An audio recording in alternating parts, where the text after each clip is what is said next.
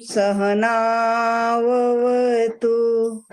सहनौ भुनक्तु सह वीर्यं करवावहै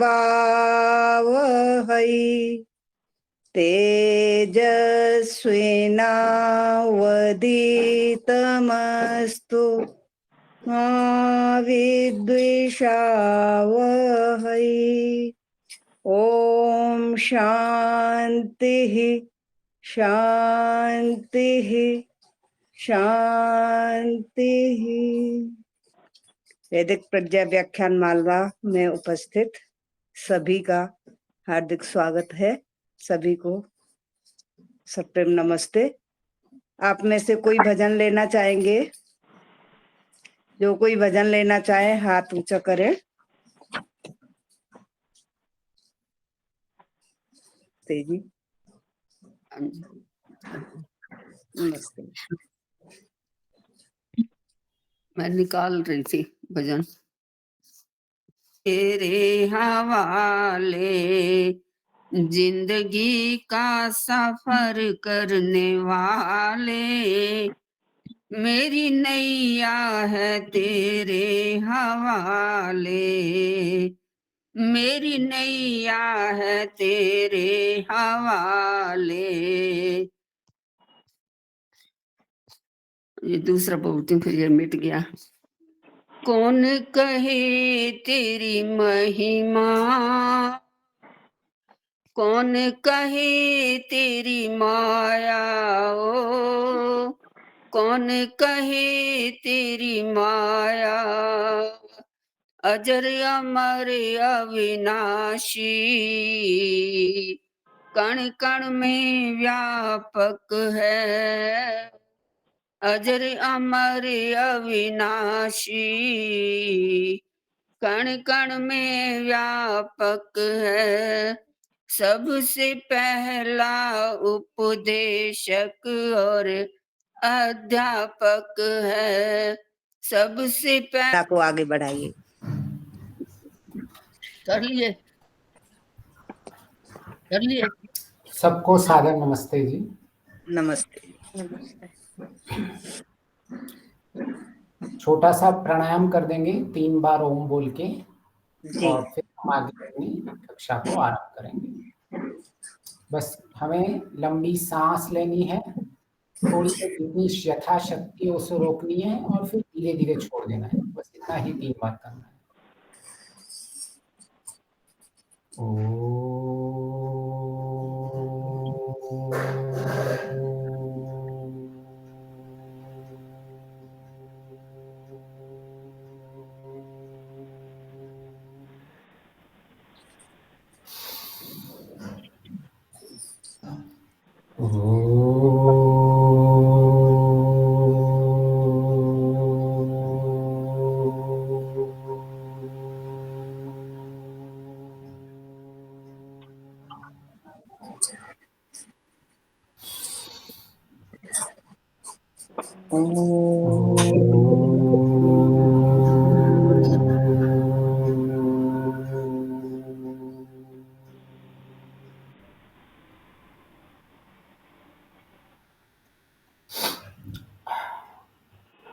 हमने अपनी मस्तिष्क की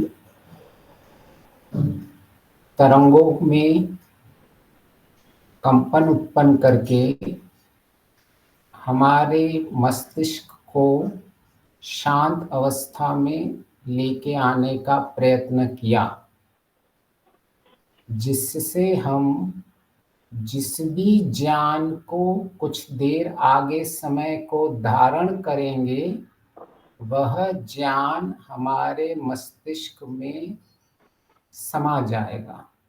एक होता है केवल सुनना और एक होता है उसे धारण करना। जैसे एक होता है केवल खाना खाना, एक होता है खाने का पचना शरीर में। इसलिए जैसे हम अपने डाइजेस्टिव सिस्टम को, अग्नि को तैयार करते हैं खाने को पचाने के लिए, ऐसे ही हमने बुद्धि की अग्नि को बढ़ाया, प्राणायाम किया, जिससे हम शांत रहें और उस ज्ञान को धारण कर सकें, जिस भी ज्ञान को हम जीवन में लेके आगे बढ़ना चाहते हैं। इसके पीछे ये छोटा सा ही विज्ञान है और ये बहुत ही साइंटिफिक है, ये बहुत ही प्रूवन है। ये हमारे जीवन में केवल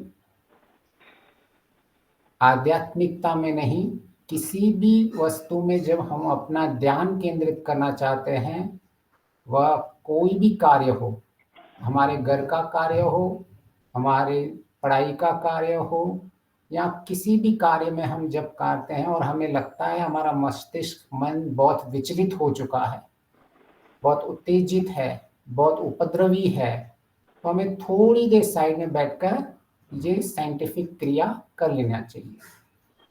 सिर्फ हमें ये ख्याल रखना है कि हमें सांस अंदर तक भरनी है, छाती तक भर के केवल बाहर नहीं निकालना है, उससे उल्टा हो जाएगा। आपकी तीव्रता और बढ़ जाएगी, चंचलता और बढ़ जाएगी अगर आपने केवल छाती तक भर के और फिर से उसको बाहर निकाला तो। क्योंकि जब हम छाती तक भर देते हैं और तब बाहर निकालते हैं, तब ये हमारे हृदय को ट्रिगर करता है और उल्टा और हृदय की गति बढ़ जाती है। लेकिन जब हम अंदर तक, पेट तक भर के और जब हम धीरे धीरे छोड़ते हैं, तो ये हमारे मस्तिष्क को ट्रिगर करता है। केवल हमें सिर्फ इतना ही ध्यान रखना है, हम कोई भी कार्य करें, कब भी हमें लगे हम विचलित हो रहे हैं, बहुत उत्तेजित हो रहे हैं, बहुत क्रोध आ रहा है, कुछ समझ में नहीं आ रहा है, बहुत परेशानी लग रही है, तो हम ये शांति से रह के आप कभी भी प्रयोग कर सकते हैं और बता सकते हैं कि ये मेरा एक्सपीरियंस रहा ऐसी ऐसी परिस्थिति में। तो अभी हम अपना विषय ले रहे हैं। हमारा विषय है कि हम अपने लक्ष्य को, जो है अत्यंत दुखों की निवृत्ति और सुखों की प्राप्ति, जिसको मुक्ति मोक्ष भी कहा जाता है, उसको कैसे हम अपने जीवन में प्राप्त करें, वो भी नियमित रूप से। कैसे हम उसे हर दिन हर पल हम अपने लक्ष्य के और करीब होते जाएं, हम लक्ष्य के और पास होते जाएं, हमारे दुखों की जो भी श्रृंखला है वो कैसे कम होती जाए और सुख कैसे बढ़ता जाए, इसके लिए क्या हमें प्रयत्नशील करना चाहिए, जिससे हम अपने जीवन के लक्ष्य को भी प्राप्त कर सके, जो हमारा अंतिम लक्ष्य है उनको भी प्राप्त कर सके, और जो हमारे सांसारिक कर्तव्य हैं उन कर्तव्यों को भी अच्छी तरह से निभा पाए। हम किसी भी वर्ण आश्रम में हो सकते हैं और किसी भी वर्णा में भी हो सकते हैं, किसी आश्रम में भी हो सकते हैं, और जो हमारे कर्तव्य जहाँ जहाँ हैं वो हम करते रहें और साथ में अपनी उन्नति भी होती रहे। तो आज इस संसार में अपने लक्ष्य को प्राप्त करने के लिए जीवन में हर कोई प्रयत्नशील है, लेकिन सबने एक अपने मस्तिष्क में बाउंड्रीज बना के रखी हुई हैं, लकीरें खींची हुई हैं। ये आध्यात्मिक है, ये सांसारिक है, ये मेरे काम का है, ये मेरे काम का नहीं है, क्या मैं इस तरफ जाऊं या मैं उस तरफ जाऊं। अगर आध्यात्मिकता में जाते हैं तो लगता है संसार छूट जाता है, संसार की तरफ बढ़ते हैं तो लगता है आध्यात्मिकता छूट जाती है, क्योंकि हमने इन सब को भिन्न भिन्न मान के रखा है। वास्तव में अगर हम गहराई से सोचें और समझें तो सबका लक्ष्य एक ही है। सब जो भी कोई कार्य कर रहा है, सब दुखों की निवृत्ति में ही लगे हुए हैं।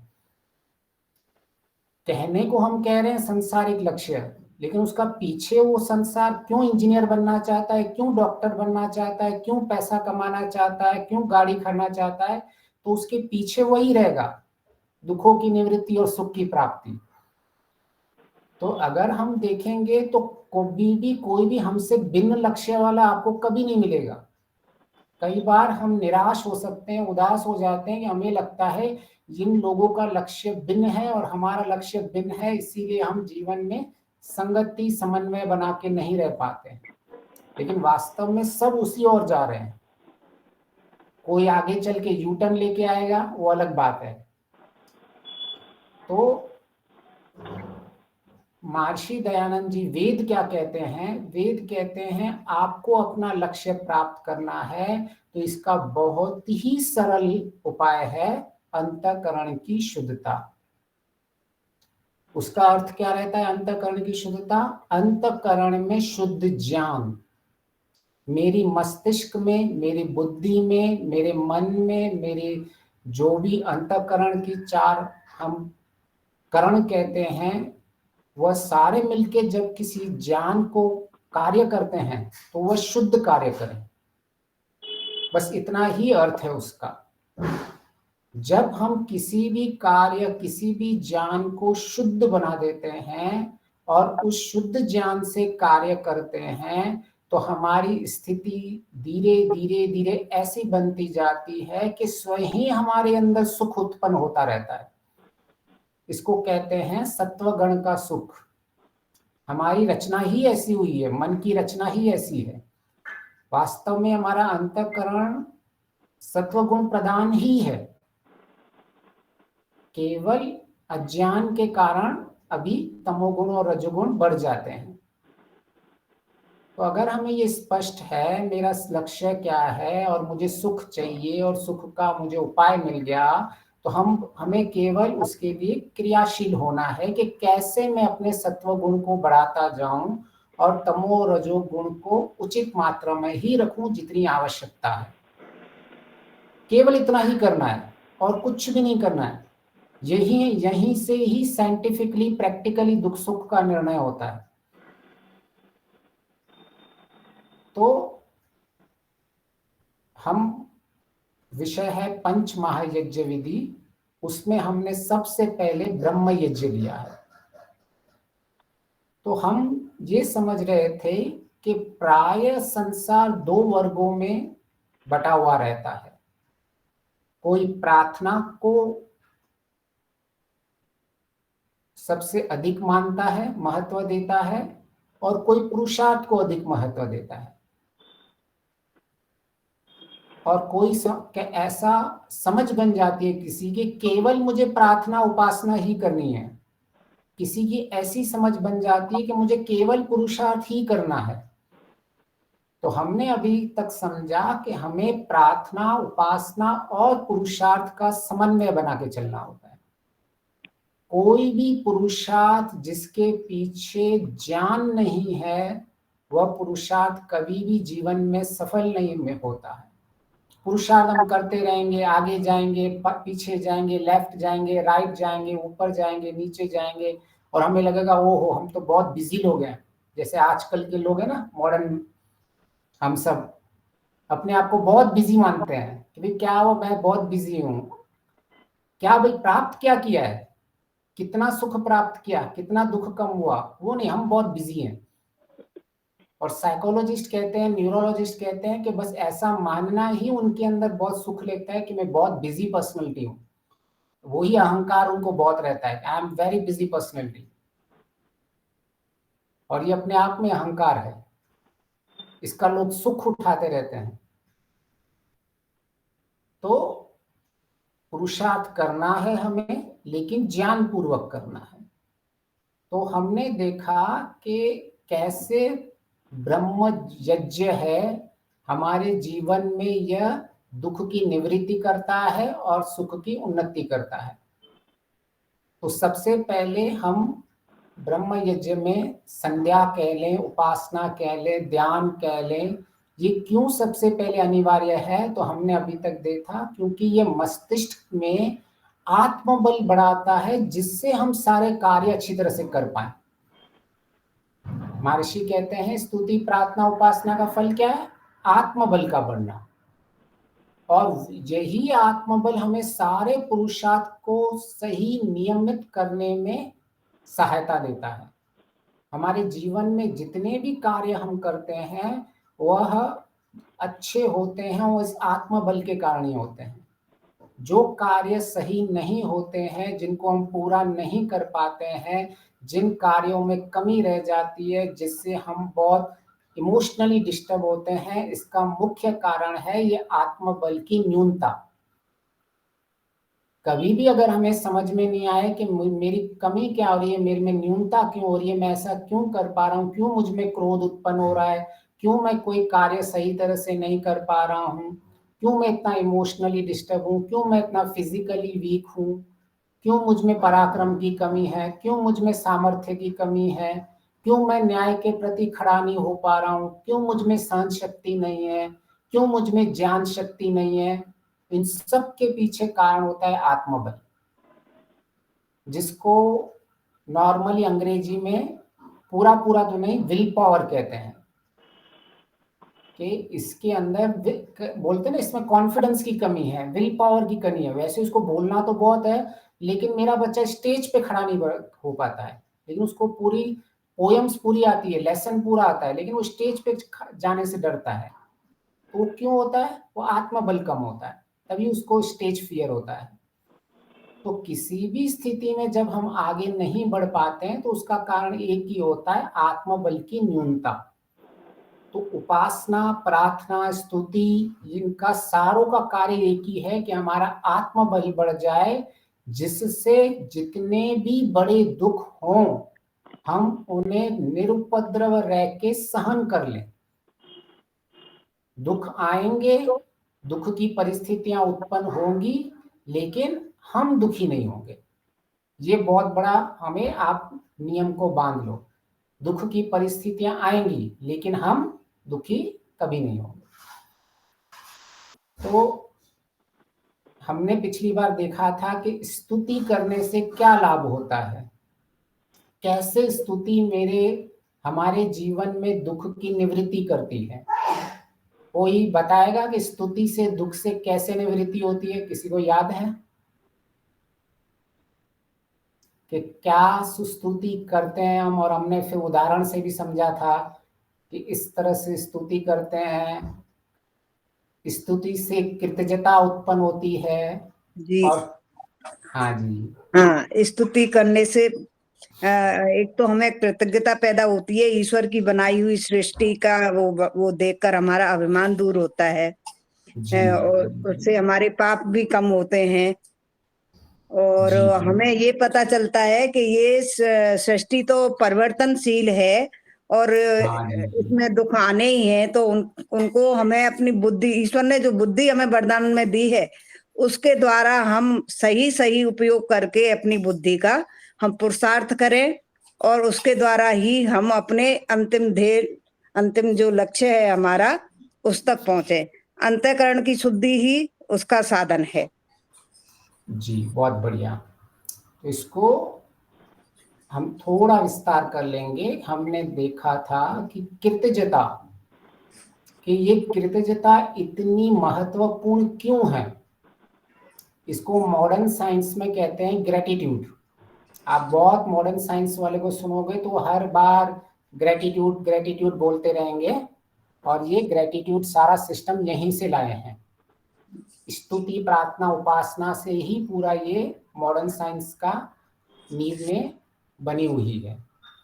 और वो सत्य भी है। ग्रेटिट्यूड का होता है कृतज्ञता, धन्यवाद। हमें जो हमारे पास है हम उससे संतोष हैं, हमारे पास जितनी भी चीज है हमारी दृष्टि वहां जाती है।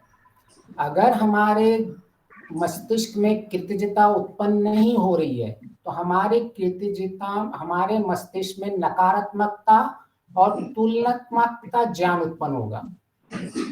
नकारात्मकता ज्ञान क्या रहता है कि अगर मैंने ईश्वर की स्तुति नहीं की है, मुझे ईश्वर के प्रति कृतज्ञता नहीं है, तो मैं किसी भी परिस्थिति में ऐसा समझने की कोशिश करूंगा कि जिसमें वो चीज नहीं है उसी चीज पे मैं ध्यान को केंद्रित करूंगा। जैसे दीवाल पे, सफेद दीवाल पे एक काला डॉट है, एक काला सा गोला है, तो मेरी अगर स्तुति प्रार्थना उपासना में कमी होगी तो मेरी बार बार दृष्टि उस काले डॉट पे जाएगी, पूरी सफेद दीवार पे नहीं जाएगी। लेकिन जिनकी स्तुति प्रार्थना उपासना अच्छी रहती है वो दोनों देखते हैं, वो ऐसा मानते हैं यहाँ काला है लेकिन देखते इतना सारा सफेदी भी तो है इस दीवार पे। अगर स्तुति प्रार्थना कृतज्ञता नहीं आएगी तो नकारात्मकता आएगी। नकारात्मकता किसको कहते हैं? जो चीज में इस संसार में सारी अच्छी और बुराई चीज दोनों है, लेकिन हम केवल बुराई को ही देखते रहते हैं। जब ये कृतज्ञता नहीं होगी तो ये नकारात्मकता आएगी। तो सबसे पहले हम स्वयं ही एक नकारात्मकता से दूर हो जाते हैं। तो ये बहुत बड़ा लाभ है। सारा संसार परेशान और दुखों का कारण यही है कि इस संसार में जितने भी लोग हैं उत्साहहीन हो चुके हैं। क्यों? क्योंकि वो संसार में केवल नकारात्मकता ही देखते हैं। और वो नकारात्मकता क्यों देख रही है? क्योंकि मीडिया उनको केवल नकारात्मकता ही दिखा रही है। मीडिया उनको नकारात्मकता क्यों दिखा रही है? क्योंकि वो नकारात्मक देखना पसंद कर रहे हैं। हमारी दृष्टि ही ऐसी बन चुकी है। अगर स्तुति प्रार्थना उपासना संसार में नहीं हो रही है, इसीलिए लोगों में नकारात्मकता बढ़ती जा रही है। इसीलिए आप देखोगे जैसे ही सवेरे न्यूज चालू करोगे, पहले ही कुछ जहां गलत हुआ है सबसे पहले वो दिखाएंगे। कभी ऐसे नहीं दिखाएंगे कि आज यहाँ इसको पुरस्कार मिला है, इसने आज बहुत बड़ा काम किया है, इसको इसलिए लोगों के अंदर इंस्पायरेशन हो, मोटिवेशन हो। कभी ऐसी चीज से शुरुआत नहीं करेंगे, क्योंकि इनको पता है लोगों को नकारात्मकता बहुत अट्रैक्ट होते हैं। तो अभी ऐसा क्यों है कि हम नकारात्मकता के प्रति इतने उजागर रहते हैं और हमें ज्यादा रुचि वहां आ रही है? ऐसा क्यों हो रहा है? तो एक्चुअली ये इसके पीछे कारण अज्ञान रहता है। हमारा मस्तिष्क by design of the God, ईश्वर की डिजाइन से, ईश्वर की रचना से हमारे मस्तिष्क में नकारात्मकता के प्रति संवेदनशीलता रखी गई है। नकारात्मकता कह लो, जहां अति हमें जिस घटना से, जिस परिस्थिति से नुकसान होने वाला है, हानि होने वाली है, ऐसा हमारा मस्तिष्क में ईश्वर ने ऐसी डिजाइन रखी हुई है कि हम सबसे पहले अगर कहीं हानि है तो हम उस हानि का निवारण करें, हम उस हानि के प्रति सावधान रहें, हम उस हानि के प्रति अलर्ट रहें। क्यों? क्योंकि ये जीवन बहुत अमूल्य जीवन मिला हुआ है।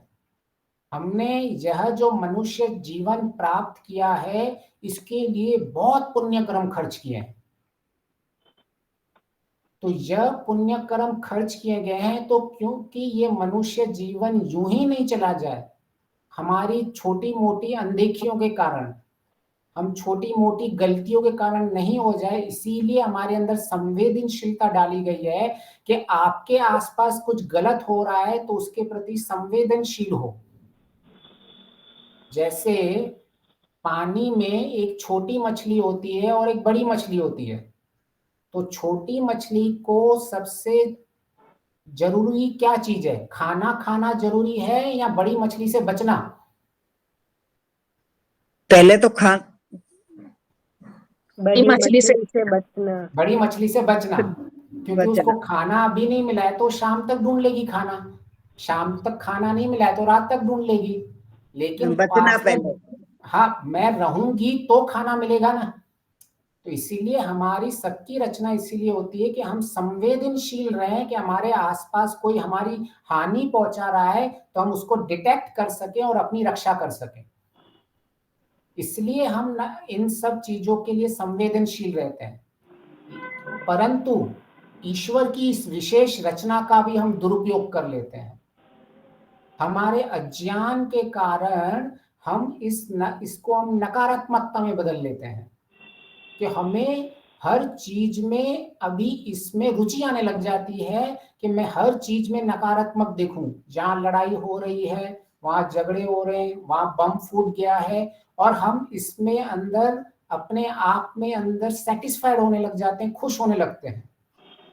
लेकिन ईश्वर ने ये नकारात्मकता की जो संवेदनशीलता है, वो केवल संवेदनशीलता है, नकारात्मकता नहीं है। एक होता है फियर और एक होता है अलर्ट, एक होता है डरना और एक होता है सावधान रहना, दोनों में अंतर है ना। लेकिन हम क्या करते हैं, सावधानी को डर में बदल लेते हैं। तो हमें ये स्पष्ट होना चाहिए कि मैं अभी केवल मुझे सावधान रहना है। ईश्वर ने मुझे ये अलर्ट रहने के लिए बताया है, लेकिन अज्ञान के कारण हम उसको डर में बदल लेते हैं। ऐसे ही हमारे अंदर संवेदनशीलता है, उसको हम नकारात्मकता में बदल लेते हैं। तो अगर स्तुति, प्रार्थना, उपासना, स्तुति जो करता होगा, जो कृतज्ञता से होगा, वह जो भी उसके पास होगा वो उसके लिए हमेशा वह चीज पे केंद्रित रहेगा कि क्या सही है, क्या सकारात्मक है। और नकारात्मक को वो ऐसा नहीं उससे दूर भागेगा, उसको देखेगा है, लेकिन उसमें अंदर वो खुद इन्वॉल्व नहीं हो जाता है नकारात्मकता में। तो जब हम स्तुति करते हैं तो हमारी पॉजिटिविटी बढ़ जाती है, हम जीवन में और सकारात्मक हो जाते हैं, और जितने सकारात्मक होते हैं इतनी हमारी आत्मबल बढ़ता जाता है। तो कृतज्ञता नहीं होगी तो नकारात्मकता आएगी ही आएगी। दूसरा, अगर कृतज्ञता नहीं होगी तो तुलनात्मक ज्ञान होगा। हम सबसे अपनी परिस्थिति स्थिति को सबसे तुलना से हम जिएंगे। देखो इसका बच्चा कितना अच्छा है, मेरा बच्चा तो मानता ही नहीं है। इसको तो फेसबुक में इतने लाइक्स मिले हैं, मेरे को तो लाइक्स ही नहीं मिल रहे हैं। देखो इसकी सास कितनी अच्छी है, मेरी सास ऐसी है। देखो इसकी बहू कैसी है, मेरी बहू ऐसी है। इसका पड़ोसी कितना अच्छा है, इसका पड़ोसी कितना है। तो हम केवल वही देखते रहेंगे तुलनात्मक, जो जिसमें कमी है। हम वो नहीं देखेंगे कि केवल अगर मेरा बच्चे में एक चीज की कमी है तो दूसरी 25 चीजें अच्छी भी हैं। हम वहां नहीं देखेंगे, हमारी दृष्टि नहीं जाएगी। हमारी दृष्टि केवल जो नहीं है उसी में जाएगी। बच्चे के मार्क्स आए हैं 100 में से 5 सब्जेक्ट में 90 आए हैं, लेकिन एक में अगर 80 भी आ गए तो हमारी सीधा दृष्टि 80 पे जाती है। तो इस कारण क्या होता है कि हमारे जीवन के अंदर केवल हम नकारात्मकता ही देखते रहते हैं, हम सकारात्मकता को कभी देखते ही नहीं हैं। तो जिसमें अगर ईश्वर की स्तुति नहीं करता होगा तो उसके जीवन में ऐसा ही होने वाला है, क्योंकि स्तुति का बहुत बड़ा फल है कृतज्ञता। और दूसरा, जब हम स्तुति करते हैं और जब ईश्वर के गुणगान गाते हैं, जब हम ईश्वर के वास्तविक निर्माण को देखते हैं, तब हमारा अभिमान का नाश होता है। कितना बड़ा संसार है ये। हम एक छोटे से गांव में रहते हैं, छोटे से कमरे में रहते हैं, फ्लैट में रहते हैं, अपार्टमेंट में रहते हैं, सिटी में रहते हैं, स्टेट में रहते हैं, कंट्री में रहते हैं, पूरे के पूरे वर्ल्ड में रहते हैं, फिर पूरी की पूरी पृथ्वी एक गैलेक्सी में रहती है। इतनी सारी गैलेक्सीज हैं, उस गैलेक्सी से फिर एक यूनिवर्स बना है, इतने सारे यूनिवर्स हैं। वैज्ञानिक कहते हैं कि अगर हम अभी सृष्टि एक्सपांड होती जा रही है, वो बढ़ती जाती है, अगर हम लाइट की स्पीड से भी ट्रेवल करें और हम ऐसा माने कि लाइट की स्पीड से जाते जाते मैं सृष्टि के दूसरे ओर पे चला जाऊंगा, तो भी हमारी गति कम लगेगी, हम दूसरी ओर सृष्टि के जा ही नहीं सकते। इतनी बड़ी सृष्टि है। तो हमें ये स्पष्ट हो जाए कि कृतज्ञता से क्या क्या हमारे लाभ हो जाएंगे। बहुत बढ़िया। तो हमारे ये हंसा बहन के नाम से वहाँ पे आया है, प्लीज आप उसको निकालो। आप म्यूट हो जाइए प्लीज।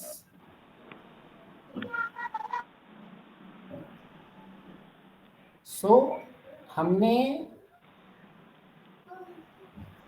ये समझा कि जितनी जितनी नकारात्मकता हम में कम होती जाएगी, जितनी जितनी हम तुलनात्मक ज्ञान कम होता जाएगा, हमारा सुख बढ़ता जाएगा और दुख कम होता जाएगा। वो अपने आप ही हो जाएगा। आपकी दृष्टि ऐसी हो जाएगी, जितने आप दिन में 24 घंटे में आप दुख का कारण आपकी नकारात्मकता होती है, तुलनात्मक ज्ञान होता है, उतना दुख तो आपका इमीडिएटली कम हो जाएगा। जैसे 2 मिनट में मैगी बनती है ना, ऐसे ही आपके दुख भी कम होते जाएंगे। और यही मुक्ति का मार्ग है। इतने अंश में आप मुक्त होते जा रहे हो दुखों से।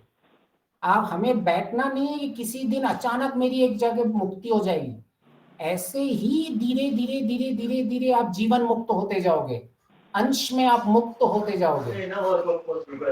तो हमारी जब ऐसी परिस्थिति होगी तो हम छोटी छोटी बातों में जब हम विचलित नहीं होते हैं, तो हम जीवन में समझने की कोशिश करते हैं कि ये कैसे हमारे जीवन में हमारे सुख बढ़ रहे हैं और दुख निवृत्त हो रहे हैं।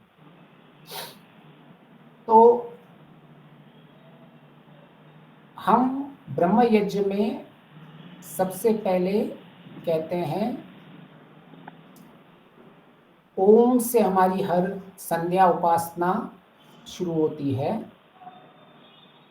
तो ये ओम का इतना महत्व क्यों है संध्या प्रार्थना उपासना में? तो ओम का हम एक ही अगर सपोज हम अभी लेते हैं, जिसमें जो मुख्य है सबसे, ओम का अर्थ सर्वरक्षक। तो ये ईश्वर का सर्वरक्षक गुण ऐसा है जिसके सर्वरक्षक गुण के होने से ईश्वर के बहुत सारे गुण इसी में आ जाते हैं। हमारे पास 2 चॉइस है कि हम इतने सारे ईश्वर के गुण बोलते रहें या एक सर्वरक्षक गुण बोलें, वह एक ही गुण बहुत सारे गुणों के बराबर हो जाता है। क्यों? क्योंकि ईश्वर न्यायकारी है। तो जब ईश्वर न्यायकारी है तो न्याय करके क्या कर रहा है? हमारी रक्षा कर रहा है। ईश्वर दयालु है तो ईश्वर दया किसी क्यों करता है? क्योंकि वो हमारा रक्षक है। ईश्वर जितने भी हमारे लिए कार्य करता है, इसने संसार बनाया, जितने भी कार्य कर रहा है वो कार्य क्यों किया हुआ है? वो हमारी रक्षा कर रहा है। ईश्वर ने ये पूरा का पूरा हमारे शरीर दिया है, शरीर में पूरी की पूरी जो सिस्टम बनाया हुआ है, उस सिस्टम से क्या होता है? हमारी रक्षा होती है। ऐसे आप ईश्वर के किसी भी गुण को लेके जाओगे तो अंत में जाकर तो रक्षा पे आके आने वाला है। तो इसलिए ये ओम का इतना बड़ा महत्व कहा जाता है। और हम हर मंत्र में, ब्रह्म यज्ञ में, संध्या के मंत्र में आगे ओम कहते हैं। और इसकी बहुत सारी विशेषताएं हैं। हम समर्पण और शरण में उसके ही जाते हैं जो हमारा रक्षक हो। हम कभी भी उसी के समर्पण नहीं करते हैं और शरण में नहीं जाते हैं जो हमारी रक्षा नहीं कर सकता। ये हमारा नियम है कि जब भी हम किसी पुलिस वाला है, अगर हम पुलिस वाले के शरण में जा रहे हैं, क्यों जा रहे हैं? क्योंकि हमारी रक्षा कर रहा है। बच्चे माता पिता के शरण में होते हैं, क्यों कर रहे हैं? क्योंकि माता पिता उनकी रक्षा करते हैं। तो इस माध्यम से जब भी हमारी रक्षा होती है, तब उसके पीछे हम उनके शरण में जाते ही जाते हैं। तो हम कहते हैं ईश्वर के शरण में रहना, तो उसका तात्पर्य क्या है? कोई बताएगा कि मैं ईश्वर के शरण में हूं, हे ईश्वर मैं आपके शरण में हूं, तो उससे हमारे जीवन से क्या लेना देना? हमारे जीवन में क्या कार्य करना है? कोई बताएगा? इससे हम ईश्वर की शरण में है तो हम ईश्वर जैसे सुख दुख जो भी आएगा जीवन में, तो हमें सुख में भी हमें ऐसा लगेगा कि सुख ईश्वर की कृपा से प्राप्त हुआ है, इसकी शरण में है, उनकी सारी कृपाएं हमारे ऊपर है। और दुख भी आएगा तो भी हमें एक निर्भयता रहेगी कि नहीं, हम ईश्वर की शरण में है तो कोई चिंता की बात नहीं है। तो एक तो इस दृष्टि, ये भी एक दृष्टि है कि हमें पता है कि अभी मेरे साथ न्याय हो रहा है। मतलब मैंने जितना किया है, मैंने जितना पुरुषार्थ किया है और मुझे जितना मिला है वो मेरे न्याय के अनुरूप मिला है मुझे। तो ऐसी जब हम दृष्टि बनाते हैं तो हमारे बहुत सारे दुख कम हो जाते हैं, हम एक शांत स्थिति में पहुंच जाते हैं कि अभी कहीं ना कहीं मुझे अगर अभी नहीं मिल रहा है, मैंने पुरुषार्थ किया है तो इसकी क्षतिपूर्ति हो जाएगी। मेरा रक्षक है, वो मेरा ध्यान दे रहा है, और अगर मैंने अभी नहीं किया है, उतना मैंने पुरुषार्थ ही नहीं किया था, इसलिए मुझे इतना कम ही मिला। तो ऐसे रक्षक के प्रति हमारे जीवन पे एक बहुत श्रद्धा बनती रहती है। और एक दूसरी बहुत महत्वपूर्ण दृष्टि है, जिस दृष्टि में हम देखते हैं कि हम अपने आप को ईश्वर के ज्ञान पे समर्पण कर देते हैं कि ईश्वर जो तेरा ये वेद का ज्ञान है, मैं अपने आप को उस पे समर्पित कर देता हूं, उस ज्ञान की शरण में आ जाता हूं। ईश्वर की शरण में आना का एक तात्पर्य यह भी रहेगा कि ईश्वर के ज्ञान के शरण में आ जाने का, कि मेरी बुद्धि अभी आपके शरण में आई है, मेरी बुद्धि आपके ज्ञान के अनुसार काम करेगी। जैसे अगर हमारे किसी डॉक्टर के पास जाते हैं, तो हमारे डॉक्टर के पास जाते हैं तो हम डॉक्टर को समर्पित हो जाते हैं, उसकी शरण में चले जाते हैं। तो जैसे डॉक्टर कहता है हम वैसा ही करते हैं, क्योंकि हम जानते हैं इस वाले में वो एक्सपर्ट है, उसकी डॉक्टर की बुद्धि अधिक है हमारी बुद्धि से।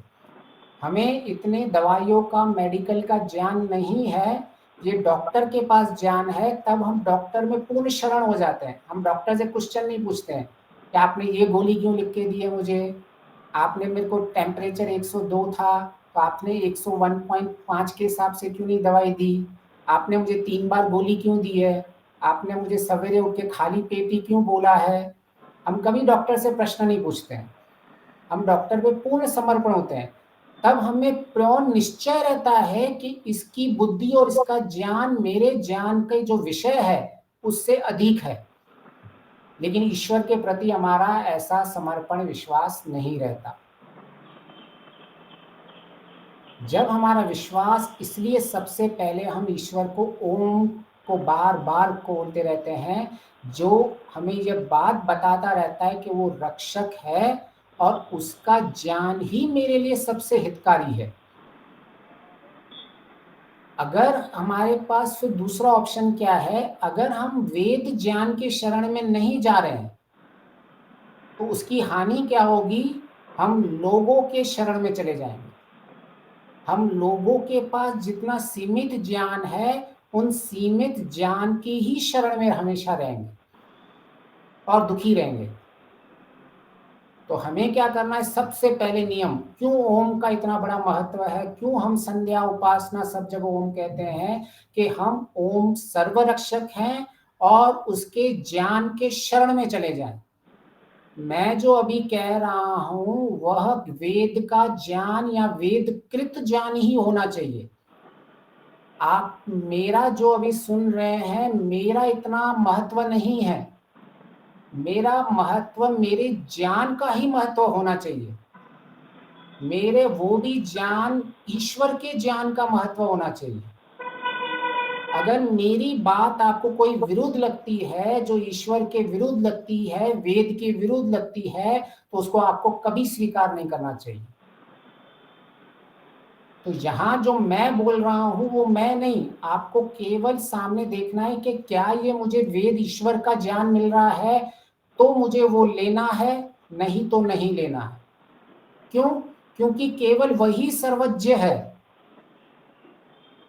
उसी का ज्ञान ही सर्वज्ञ ज्ञान है। हम सब अपने जीवन के अंदर केवल उसी को ही देख के समझ के अपना ज्ञान बनाते रहते हैं। तो हमें सबसे पहले शरण में रहना सीखना पड़ेगा कि मैं कैसे वेद के ज्ञान के शरण में रहूं। और अगर हम इस ज्ञान के शरण में नहीं रहते हैं तो हम ऐसे अज्ञान की शरण में चले जाएंगे जिससे हमारी बहुत हानि होगी। तो हमें ये स्पष्ट रहना चाहिए कि मेरे जो ज्ञान का स्रोत होगा वह केवल और केवल विशेष ज्ञान ही होना चाहिए, वह केवल और केवल विवेक ज्ञान ही होना चाहिए, वो केवल और केवल शुद्ध ज्ञान ही होना चाहिए, वो केवल और केवल विज्ञान ही होना चाहिए। तो कई लोग ऐसे प्रश्न पूछ सकते हैं, हम तो वेद को मानते ही नहीं है, ऐसा प्रश्न आ सकता है ना कि हम तो वेद को मानते ही नहीं है, तो हम क्यों इस विचारधारा को सबसे पहले आगे लेके चले, हम उनकी शरण में जाए ही क्यों? तो सबसे पहले उनसे 2-4 प्रश्न पूछने के, क्या आप ऐसे ज्ञान को मानते हो जिसकी कोई सत्ता हो, या काल्पनिक ज्ञान को मानते हो? तो उसका उत्तर आएगा सत्ता होनी चाहिए। फिर क्या क्या आप ऐसे ज्ञान को जानते हो कि जिसको जाना जाता है सकता है, जिसको हम प्राप्त कर सकते हैं या प्राप्त नहीं कर सकते हैं? तो वो कहेगा हाँ, हमको ऐसा ज्ञान चाहिए जिसको हम जान सके, प्राप्त कर सकें। फिर बोले चाहिए, क्या आपको ऐसा ज्ञान चाहिए कि जिस ज्ञान से आपकी लाभ हो, हानि ना हो? कैसा ज्ञान चाहिए? तो बोलेगा हाँ, मुझे ऐसा ज्ञान चाहिए जो लाभदायक हो। फिर उससे पूछने का, क्या आपको ऐसा ज्ञान चाहिए जिस ज्ञान को विचारा ज्ञान हो, विचार के योग्य हो वो ज्ञान, या ऐसा ज्ञान चाहिए जो विचारहीन हो, जिसमें आप में अंदर चिंतन मनन निधिध्यासन हो ही नहीं? तो बोले नहीं, मुझे ऐसा ज्ञान चाहिए जो विचारा हुआ ज्ञान हो। अच्छा, आपको ऐसा ज्ञान चाहिए जिसको चेताया गया हो क्या सही है क्या गलत, या ऐसा ज्ञान चाहिए हो जिसमें आप संशय में रहो? फिर से वो कहेगा मुझे सही और गलत वाला चाहिए। क्या आपको ऐसा ज्ञान चाहिए जो आप दूसरों को भी सुना सके, या केवल अपने पास रखे ऐसा ज्ञान चाहिए? बोले नहीं, मैं सबको सुना जाऊंगा, ऐसा मुझे विश्वास चाहिए। तो क्या आपको ऐसा ज्ञान चाहिए जिसमें जो ज्ञान आपके अंदर निवास कर सके, धारण हो सके, और जिससे आपकी सुख संपत्ति बढ़ सके? बोले हाँ। बोले ठीक है, आप वेद को मत मानो, ऐसे ज्ञान को मानो। तो वेद का अर्थ ही यही है, वेद सत्तायाम, जिसमें विविध ज्ञानों का, विज्ञान का सत्ता होती है। वेद जाने, जिससे हम विभिन्न ज्ञान विज्ञान को जानते हैं। वेद लाभे, जिससे हम विविध विद्याओं से लाभ उठाते हैं। वेद विचारें, जो ज्ञान विचारा गया ज्ञान हो। फिर वेद को ऐसा ज्ञान माना है, वेद चेताए, उसका एक पूरा एक शब्द मैं इनको 3 में तोड़ करता हूं, ऐसा ज्ञान जिसमें चेताया गया हो क्या सही है क्या गलत है। वेद आख्यान, आख्यान का अर्थ होता है सूचित करना, बताना, दूसरों को बताना। फिर वेद निवासे, जो हमारे हृदय में निवास कर सके ऐसा ज्ञान। तो वेद का जिसको अर्थ भी पता है, केवल ये ऐसा ज्ञान है जिसकी शरण में ईश्वर के ज्ञान में जो चला जाता है वह शुद्ध ज्ञान विज्ञान वाला हो जाता है। इसलिए वेद ज्ञान, शुद्ध ज्ञान हमारे लिए बहुत महत्वपूर्ण है। इसलिए इस ज्ञान के प्रति समर्पण होना और शरण में जाना, जब हम कहें हम ईश्वर की शरण में जा रहे हैं, तो हम अपनी बुद्धि को ईश्वर के ज्ञान के अनुरूप बनाना।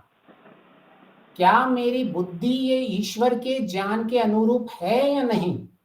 जब हम ये स्पष्ट हो जाता है, और तो अभी आपको वेद को कहो आपको नहीं मानना है तो नहीं मानिए, लेकिन ऐसे ज्ञान है जिस ज्ञान की आपको अपेक्षा है इस जीवन में, उस ज्ञान को आप मानिए। लेकिन उस ज्ञान की कसौटी 6 कसौटियां हमने बता दी। आपका ज्ञान वास्तविक ज्ञान होना चाहिए, काल्पनिक ज्ञान नहीं होना चाहिए। तो 6 कसौटियों में आपका ज्ञान है। अभी उसको जो नामकरण देना है आप नामकरण दे दीजिए, हमें नामकरण से कोई ऐतराज नहीं है। हम तो, हमारी तो पूरा का पूरा ज्ञान तो अर्थ और भाव में ही चलता है। शब्दों की महत्वता तो खत्म हो जाती है। कई बार हम शब्दों में अटक जाते हैं और बहुत सारे लोगों के साथ डिस्कशंस में चले जाते हैं, आर्ग्यूमेंट्स में चले जाते हैं, बहुत विवाद करते रहते हैं शब्दों के लेके। तो अगर हमारे जीवन में एक बुद्धि हमारे जीवन में ईश्वर के ज्ञान के अनुरूप हो जाए, तो हमें कभी भी कोई हमारे कष्ट नहीं होता। कैसे कष्ट नहीं होता, इसको एक छोटी सी कथा से समझने की कोशिश करेंगे। एक गांव में एक धार्मिक मनुष्य रहता था जिसका नाम था छज्जू भगत। वो भगत इंसान था, वो ईश्वर की स्तुति, प्रार्थना, उपासना करता था, अपना छोटा सा परिवार चलाता था, छोटी सी दुकान चलाता था और संतोषी जीवन जीता था। इसलिए सब उसको भगत कहते थे, छज्जू भगत। तो एक किसी को यात्रा पे जाना था, किसी उसी गांव के दूसरे को व्यक्ति को, तो उसने एक सोने के सिक्के की गठरी उसके पास लेके आया।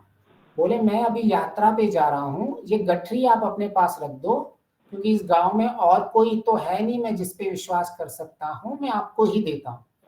बोले ठीक है, दे दो मुझे। उसने संभाल के रख दी। फिर वो 1 महीने के बाद आता है और बोलता है आप मुझे मेरी गठरी दो। तो छज्जू भगत उसको गठरी दे देते हैं। फिर वो गठरी लेके घर पे जाता है तो उसमें 2 सोने के सिक्के कम मिलते हैं उसको।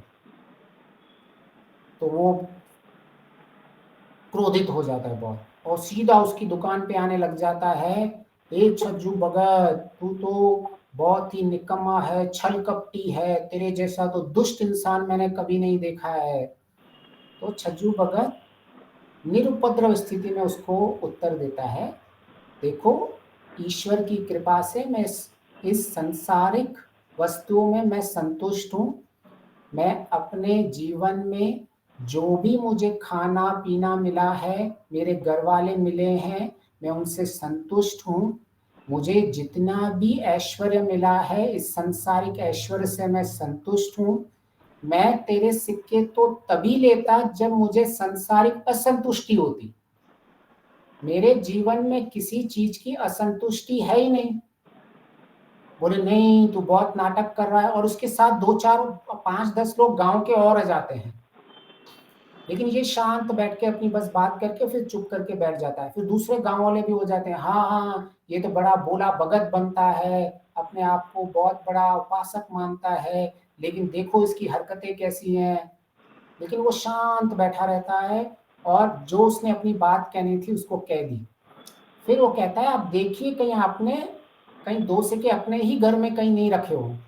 लेकिन ये समझता नहीं, क्रोध में बहुत कुछ, सारे गांव क्रोधित हो जाते हैं और ये शांति से जाके अपना काम करके बैठा, मुस्कुराता हुआ बैठा हुआ रहता है छज्जू भगत।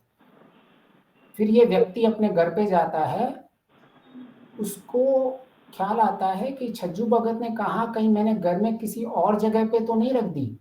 तो देखा तो उसने एक जगह छुपा के रखी हुई थी और खुद भूल गया था।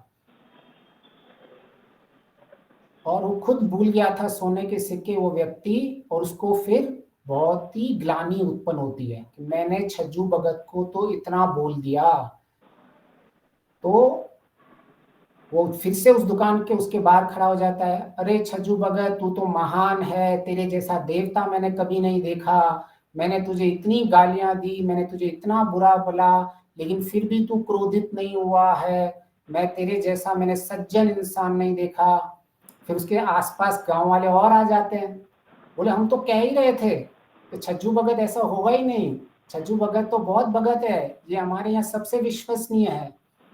तो छज्जू भगत फिर से मुस्कुराते हुए कहते हैं, हे लोगों, आपकी स्तुति भी और आपकी जो भी मेरे लिए आप बोल रहे हो और जो भी आप मेरे लिए विरुद्ध बोल रहे हो, इस सब के लिए एक ही चीज है, दोनों मिट्टी में है। ऐसा नहीं है कि जब आप मेरी निंदा कर रहे हो तो मैं दुखी हो रहा हूं, और ऐसा भी मत समझो कि जब अभी आप मेरी स्तुति कर रहे हो तो मैं बहुत प्रसन्न हो रहा हूं। ये दोनों मेरे लिए मिट्टी है। क्यों? क्योंकि मैं तो केवल उस ईश्वर के साथ जुड़ा हुआ हूं। ईश्वर ने धर्म का कार्य करने के लिए कहा है, इसीलिए मैं ये सेवा कर रहा था इसकी। तुम आप मुझे निंदा करो या मेरी स्तुति करो, मुझे कोई अंतर नहीं पड़ता क्योंकि मैं ईश्वर के ज्ञान के साथ हूं। तो अगर हम ईश्वर के ज्ञान के साथ शरण में चले जाते हैं तो हम इस संसार के मान अपमान, ये जितनी भी हमारी हानि होती है, लाभ होता है, हम इससे परे हो जाते हैं। अगर हमने अपने आप को ईश्वर के ज्ञान के शरण में नहीं डाला तो हम अपनी निंदा, छोटी छोटी निंदा में हमको क्रोध आ जाएगा। क्यों हो जाता है? क्योंकि हम संध्या में शरण में कभी जाते ही नहीं है ईश्वर की। जो मनुष्य संध्या में ईश्वर के ज्ञान के शरण में चला जाता है उसे क्रोध कम आना चाहिए। वो अपनी जितनी भी निंदा है वो सहज रूप से सुन लेता है, जितनी भी स्तुति है सहज रूप से सुन लेता है, जितना भी अपमान है उसे सहन कर लेता है। वो कोई भी विचलित नहीं होता वो बंदा। तो अगर हम सहन नहीं कर पा रहे हैं और अगर हम जीवन में छोटी छोटी निंदा में परेशान हो जा रहे हैं, स्तुति में हम जिसको बोलते हैं कि हम फूल जाते हैं, कोई स्तुति करता है और जब कोई हमारी निंदा कर जाता है तो हम छोटे से हो जाते हैं। ऐसे ही होता है ना हमारे साथ। तो ये क्यों होता है? इसका कारण यही है कि हमने ईश्वर के सही विज्ञान ज्ञान को नहीं पकड़ा है।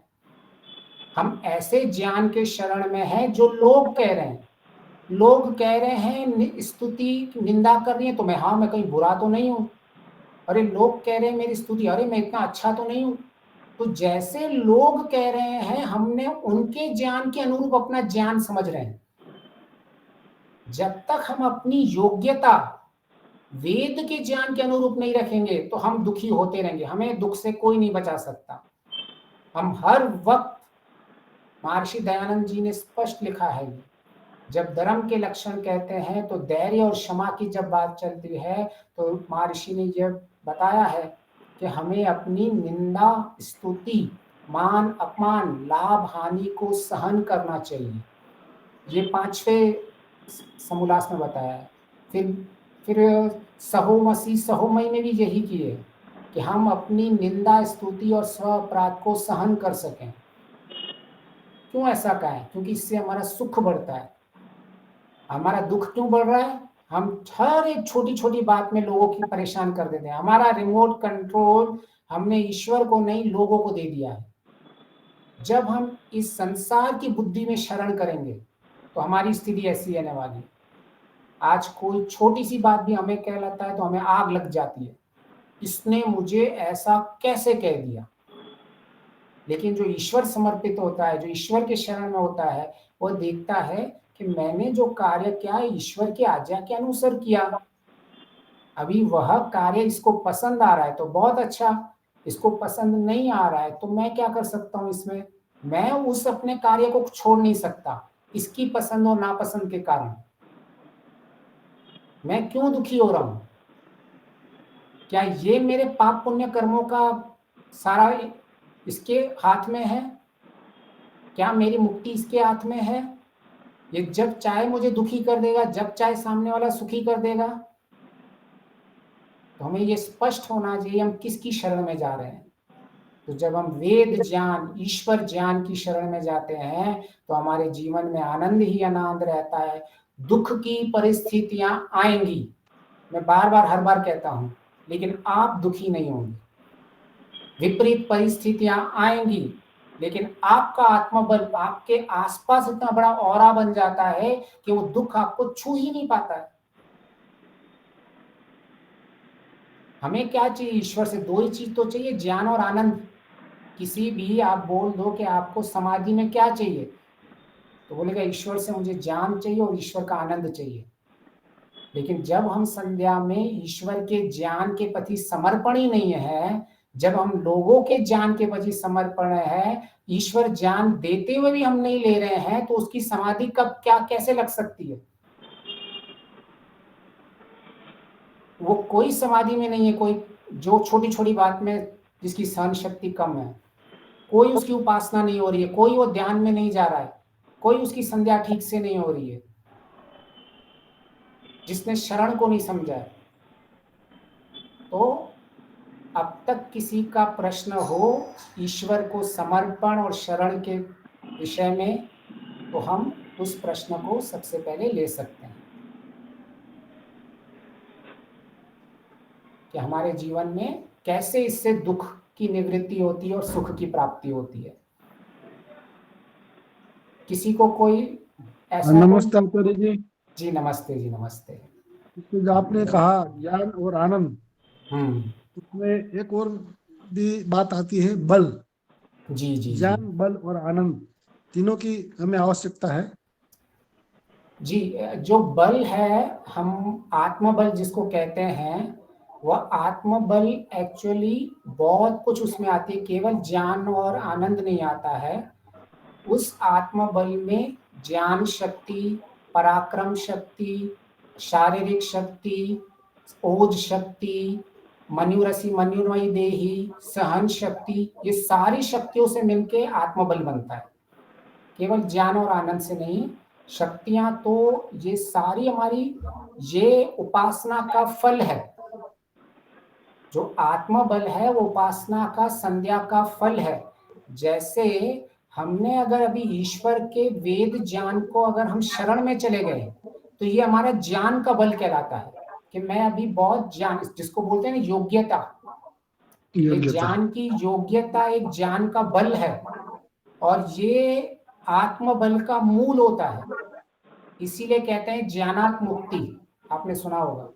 ज्ञानात मुक्ति इसीलिए कहते हैं कि दुखों की मुक्ति के लिए मुझे आत्मबल चाहिए होता है। महर्षि क्या कहते हैं कि पहाड़ जैसा दुख भी हम सहन कर लेते हैं और घबराते नहीं हैं। कैसे? क्योंकि हमारे पास वह ज्ञान रहता है कि ये दुख तो बाहर से आया, लेकिन इस ज्ञान से मैंने दुखों से मुक्ति कर दी। आंतरिक बाहर से दुख आया, लेकिन मैंने अंदर से ऐसे सोचा कि बाहर से मैं अंदर से दुखी हुआ ही नहीं। जैसे ये छज्जू भगत, इसको बेचारे को बहुत गालियां दी कि भाई तूने मेरे 2 सिक्के ले लिए, 2 सिक्के ले लिए। तो इसने क्या, दुखों से मुक्ति हो गई इसकी। ये इतने अंश में ये जीवन मुक्त हो गया, अंश की बात कर रहा हूं। इसने ज्ञान, अंदर ईश्वर का ज्ञान ले लिया है जो इसकी हर पल रक्षा कर रहा है। उसने अपने अंदर ज्ञान का कवच बना दिया है, वेद का कवच बना के चलता है कि आपके ज्ञान के अनुरूप मुझ में कोई अंतर नहीं होने वाला है। आपने मेरी प्रशंसा कर ली तो मैं बहुत बड़ा ऐसा हो गया हूं, ऐसा नहीं। या आपने मेरी निंदा कर दी तो मुझ में कमी हो गई, ऐसे नहीं। मुझ में वेद का ज्ञान आ गया, इस ज्ञान से मैंने दुखों से मुक्ति कर दी। इसलिए ऋषि कहते हैं ज्ञानात मुक्ति, ज्ञान से मुक्ति होती है। धन्यवाद जी धन्यवाद जी। नमस्ते आचार्य जी। जी नमस्ते जी नमस्ते। आचार्य जी, हमारा समर्पण अच्छा से अच्छा हो उसके लिए क्या करें हम? हमारा समर्पण अच्छा से अच्छा हो, केवल हमको इतना ही करना है कि हम शुद्ध ज्ञान को धारण करें। जितना जितना हम शुद्ध ज्ञान को धारण करते हैं, उतना उतना आपका समर्पण अपने आप ही माना जाएगा। जैसे आप अगर अहिंसा, सत्य, अस्त्य, ब्रह्मचारी, तप, स्वाध्याय, संतोष, इन सब का पालन कर रहे हो, तो ये सारी ईश्वर के बनाए, ईश्वर के ऋषियों के द्वारा बताए हुए ज्ञान है, शुद्ध ज्ञान है। तो ऐसा माना जाएगा कि आपने शुद्ध ज्ञान को जब धारण कर रहे हो, तो आप ईश्वर के प्रति, जो ईश्वर ने ज्ञान दिया हुआ है, उस ज्ञान के प्रति आप समर्पण हो, तभी आपने इस ज्ञान को धारण किया हुआ है। तो जितने जितना आप ज्ञान, शुद्ध ज्ञान को धारण करते जाओगे, आपका समर्पण ऑटोमेटिकली ईश्वर की तरफ बढ़ता जाएगा। आपको फिर विशेष रूप से ऐसे शक्ति नहीं लगानी है समर्पण के लिए। आपकी शक्ति और ऊर्जा जानी चाहिए शुद्ध विज्ञान के लिए। इसलिए महर्षि कहते हैं वेद का, ऋग्वेद का पहले मंडल का 97 मंत्र, उसका सूक्त का 8वां मंत्र में महर्षि दयानंद जी कहते हैं ऋग्वेद में कि ईश्वर कैसे इस दुख की नैया से प्राप्त कराता है। ईश्वर विशेष ज्ञान से इस दुख की नैया प्राप्त कराता है और तुरंत सुख की प्राप्ति करवाता है, शीघ्र। महर्षि शब्द कहते हैं शीघ्र सुख की प्राप्ति। तो अगर हमने ईश्वर का ज्ञान प्राप्त कर लिया है तो हम दुखों से मुक्त हो जाते हैं और ईश्वर की शरण में चलते जाते हैं। तो आपका सेंटर पॉइंट आएगा शुद्ध ज्ञान, विशेष ज्ञान को प्राप्त करना।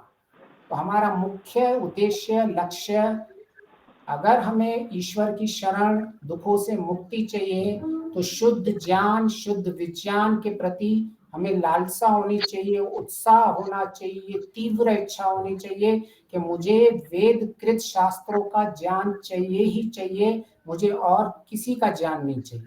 तो आपका समर्पण बढ़ता जाएगा और माना जाएगा कि आपका समर्पण बढ़ गया है, आपका वेद का ज्ञान बढ़ गया है, आपका दर्शनों का ज्ञान बढ़ गया है, उपनिषदों का ज्ञान बढ़ा है, सत्यार्थ प्रकाश का ज्ञान बढ़ा है, छोटी छोटी जो महर्षि दयानंद की पुस्तकें हैं, व्यवहार बानु पुस्तकें है, आर्य अभिविनय पुस्तक है, संस्कार विधि पुस्तक है, इनका ज्ञान बढ़ रहा है, मतलब आज ईश्वर के प्रति आपका समर्पण भी बढ़ता जा रहा है, ये ऑटोमेटिक होता जाएगा।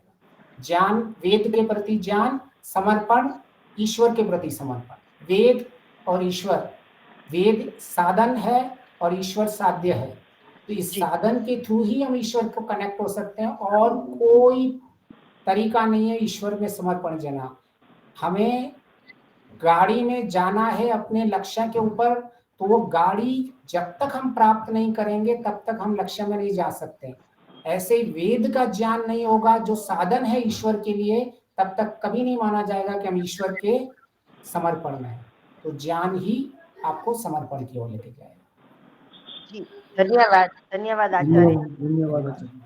धन्यवाद। ये आप सबका बहुत बहुत धन्यवाद। इस श्रृंखला को फिर आगे और लेके चलेंगे। धन्यवाद। धन्यवाद आचार्य जी, आपका बहुत बहुत धन्यवाद। क्यों कुछ और पूछना था नीला बहन जी? हाँ जी, नहीं ना। ईश्वर तक पहुंचने का वेद ही एक साधन है। वेद के ज्ञान को, हम शुद्ध ज्ञान को प्राप्त करें और उनके जो वेद से संबंधित जितने भी शास्त्र हैं, ऋषियों द्वारा बनाए गए शास्त्र हैं, जिनमें वेद का